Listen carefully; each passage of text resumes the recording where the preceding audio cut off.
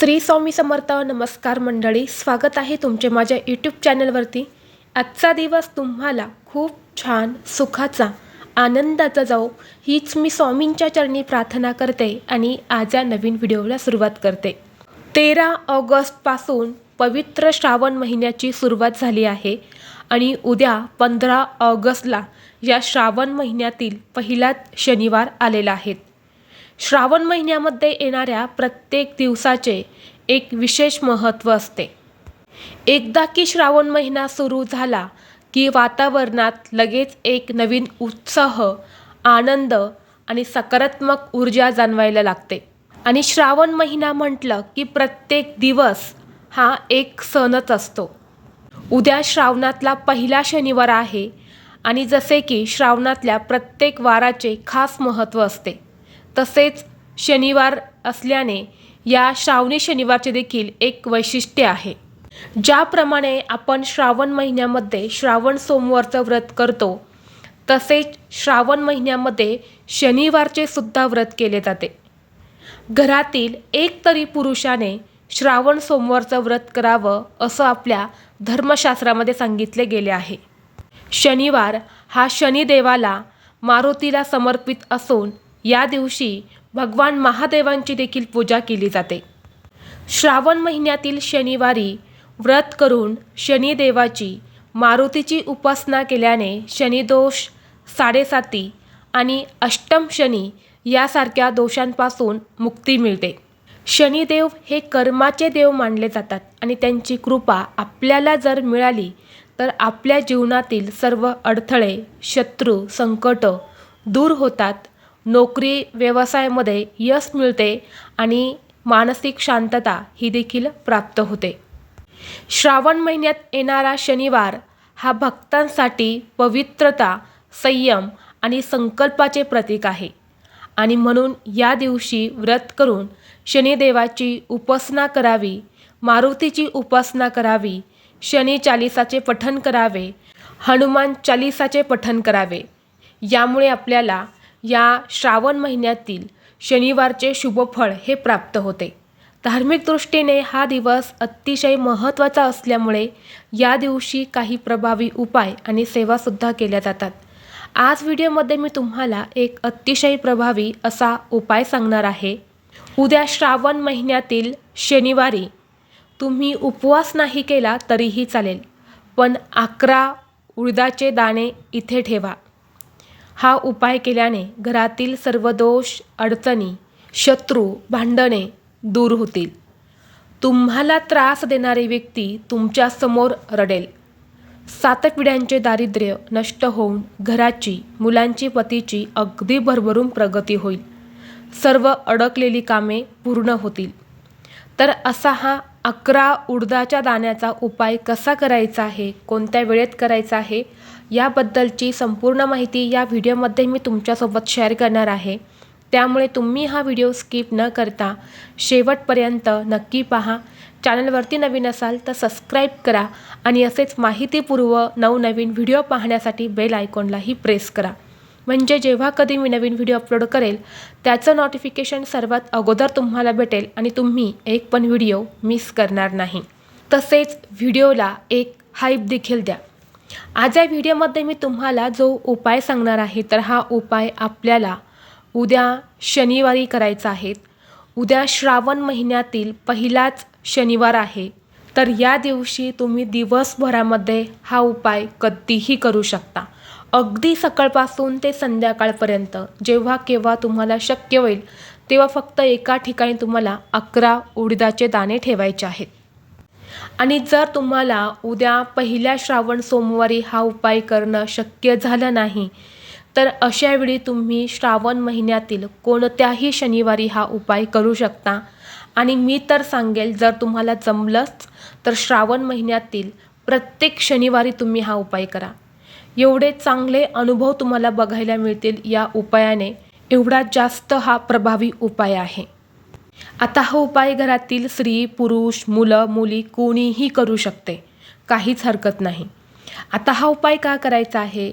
जर तुम्हाला कोणत्याही कामामध्ये यश मिळत नसेल, भरपूर दिवसापासून तुमचं एखादं काम रखडलेलं आहे, तुम्ही प्रयत्न करत आहे पण त्या कामामध्ये यशच मिळत नसेल, ते कामच तुमचं पूर्ण होत नसेल आणि अशा वेळी बघा तुमची भरपूर चिडचिडसुद्धा होते, आपल्याला टेन्शनसुद्धा येत असतं आणि अशा वेळी आपल्या मनासारखी एखादी गोष्ट घडवून आणायची असेल तर आपल्या प्रयत्नांसोबतच आपल्या कष्टासोबतच आपल्याला नशिबाची साथसुद्धा हवी असते आणि हीच नशिबाची साथ नेहमी आपल्याला मिळावी यासाठी हे उपाय जे आहे तर ते करायचे असतात.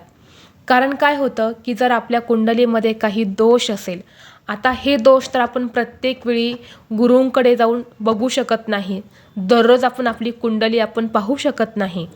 म्हणून आपल्या कुंडलीमध्ये काही दोष असेल किंवा काही नकारात्मकता आपल्यामध्ये असेल तर अशा वेळी आपल्याला प्रयत्न करूनही यश मिळत नाही आणि म्हणूनच आपण हा उपाय जो आहे तर तो करणार आहे.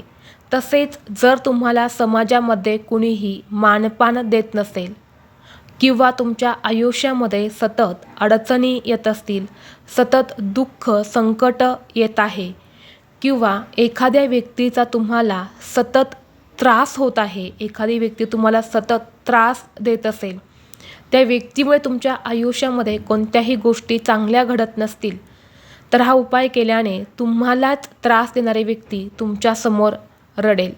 जीवनातील सर्व शत्रू हे नष्ट होतील.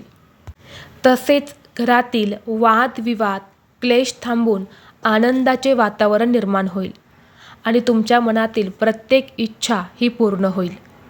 आता उपाय हा आपल्याला उद्या करायचा आहे, म्हणून उद्या सकाळी लवकर उठायचं आहे, स्वच्छ स्नान करायचं आहे, अंघोळीच्या पाण्यामध्ये थोडेसे काळे तीळ टाकायचे आहेत आणि यानंतर तुम्हाला स्नान करायचं आहे. यामुळे नकारात्मक ऊर्जा जी आहे तर ती दूर होत असते आणि शनिवारी काळे तीळ टाकून स्नान करावं असं म्हटलं जातं, म्हणून थोडेसे काळे तीळ टाकायचे आहेत. यानंतर आपल्या देवघरातील देवांची विधिवत तुम्हाला पूजा करून घ्यायची आहेत आणि शक्य असेल तर बघा या दिवशी घरातल्या पुरुषांनी व्रत नक्की करा. एका पुरुषाने केलं तरीही चालेल, स्त्रियासुद्धा व्रत करू शकतात, पण स्त्रिया शक्यतो श्रावण महिन्यामध्ये सोमवारचं व्रत करत असतात आणि पुरुष शनिवारचे व्रत करत असतात. म्हणून व्रत करायचं आहे, व्रताचा संकल्प करायचा आहे आणि यानंतर तुम्ही हा उपाय दिवसभरामध्ये कधीही करू शकता. आता उपाय करण्यासाठी तुम्हाला 11 उडदाचे दाणे लागणार आहेत. अख्खे जे काळे उडीद असतात तर ते घ्यायचे आहेत. उडदाची डाळ तुम्हाला घ्यायची नाही. जे अख्खे काळे उडीद असतात तर त्यातील 11 दाणे तुम्हाला व्यवस्थित काढून घ्यायचे आहेत. पूर्ण काळे असायला हवे आणि यासोबतच तुम्हाला 11 मिठाचे खडे घ्यायचे आहेत. जे खडे मीठ असतं तर त्यातील तुम्हाला 11 अख्खे खडे मिठाचे दाणे जे आहेत तर ते काढून घ्यायचे आहेत आणि यानंतर तुम्हाला 11 रुईच्या पानांची एक माळ बनवायची आहेत किंवा तुम्ही विकत आणली तरीही चालेल. फक्त रुईची पानं घेताना चांगली घ्यायची आहेत, फाटलेली किंवा खराब झालेली अशी घेऊ नका. यानंतर थोडासा शेंदूर तुम्हाला एका वाटीमध्ये घ्यायचा आहे. तेलामध्ये तो व्यवस्थित मिक्स करून घ्यायचा आहे. यानंतर थोडंसं कुंकू घ्यायचं आहे. कुंकवाचा गंध तयार करून घ्यायचा आहे आणि त्या कुंकवाच्या गंधाने तुम्हाला सर्वप्रथम त्या पानावर म्हणजेच रुईच्या पानांची जी माळ आपण घेतली आहे तर त्या पानांवर जय श्रीराम असं तुम्हाला लिहायचं आहे आणि अशी माळ तुम्हाला घ्यायची आहे. आणि यानंतर हे 11 काळे उडीद, 11 मिठाचे खडे, ही रुईच्या पानांची माळ तसेच शेंदूर घेऊन तुम्हाला जिथे कुठे तुमच्या घराजवळ मारुतीचं मंदिर आहे, हनुमानाचं मंदिर आहे तर तिथे जायचं आहे.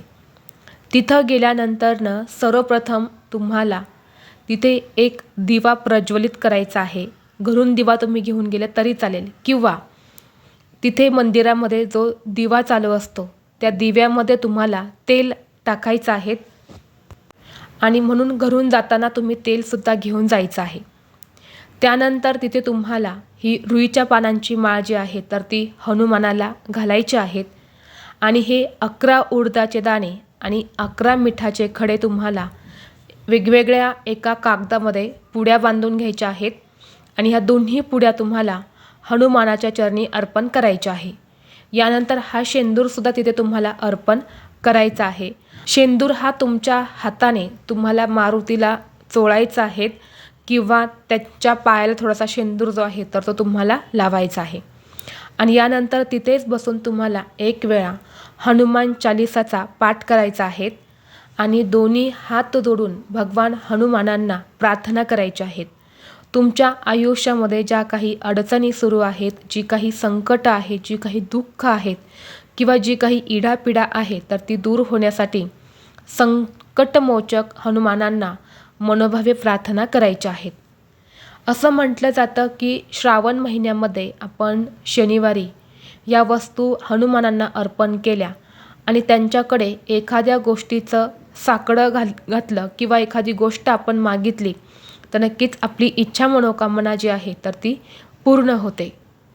कारण शनिवार हा मारुतीचा वार असल्यामुळे श्रावणात मारुती रायाला तेल, शेंदूर, रुईच्या पानांची माळ अर्पण केली जाते. त्याचबरोबर जर तुमच्या जीवनामध्ये एखादा शत्रू असेल, शत्रू तुम्हाला वारंवार येऊन त्रास देत असेल किंवा शत्रू गुप्त आहे, तो तुमच्यावरती गुप्त वार करत आहे. बऱ्याच वेळा असं होतं ना की आपल्या घरामध्येच आपले शत्रू असतात, आपल्यासमोर खूप गोड बोलतात परंतु त्यांच्या मनात आपल्याबद्दल वाईटता असते. आपले नातेवाईकसुद्धा बऱ्याच वेळा आपले शत्रू असतात किंवा आपल्या घराच्या आजूबाजूला जी काही लोकं राहतात तर तीसुद्धा आपले बऱ्याच वेळा शत्रू असतात. आपल्यासमोर खूप चांगलं आणि गोड बोलतात परंतु त्यांना आपली प्रगती झालेली देखवत नाही. तर असे शत्रू जर तुमच्याही जीवनामध्ये असेल किंवा तुमच्या घरामध्ये सतत वाद विवाद, क्लेश, भांडणे होत असतील, नवरा बायकोंची भांडणं होत असेल किंवा कुटुंबामध्ये इतर सदस्य आहेत ज्यांच्यामध्ये सतत वाद होत असतील, घरामध्ये शांतता नसेल तर काय करायचं आहे, एक उपाय करायचा आहे. एक मातीची पंती घ्यायची आहेत, त्यामुळे तुम्हाला मोहरीचं तेल घालायचं आहे. मोहरीचं तेल नसेल तर कोणतंही तेल घालू शकता आणि दिव्यामध्ये तुम्हाला काळी वात लावायची आहेत.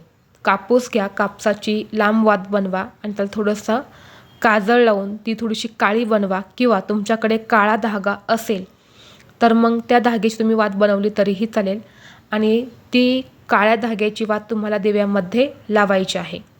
आणि यानंतर या दिव्यामध्ये तुम्हाला 11 उडदाचे दाणे टाकायचे आहेत, एक मिठाचा खडा टाकायचा आहे आणि असा हा दिवा संध्याकाळी तुम्हाला प्रज्वलित करून तुमच्या मुख्य प्रवेशद्वारावरती लावायचा आहे.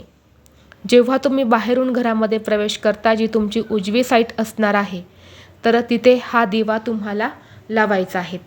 हा दिवा जर तुम्ही श्रावण महिन्यामध्ये शनिवारी लावला तर आपल्या घरामध्ये असणारे सर्व दोष, अडचणी, नकारात्मक ऊर्जा, भांडणे यासारख्या समस्या ज्या आहेत तर त्या कायमच्या दूर होतात आणि आपल्या घराची, मुलांची प्रगती व्हायला सुरुवात होते. त्याचबरोबर घराजवळ पिंपळ वृक्ष असेल तर त्या पिंपळ वृक्षाला तीळ मिश्रित जल अवश्य अर्पण करा, कारण या पिंपळ वृक्षाखाली सुद्धा हनुमानांचा वास असतो आणि म्हणून पिंपळ वृक्षाची पूजासुद्धा श्रावण महिन्यामध्ये शनिवारी केली जाते.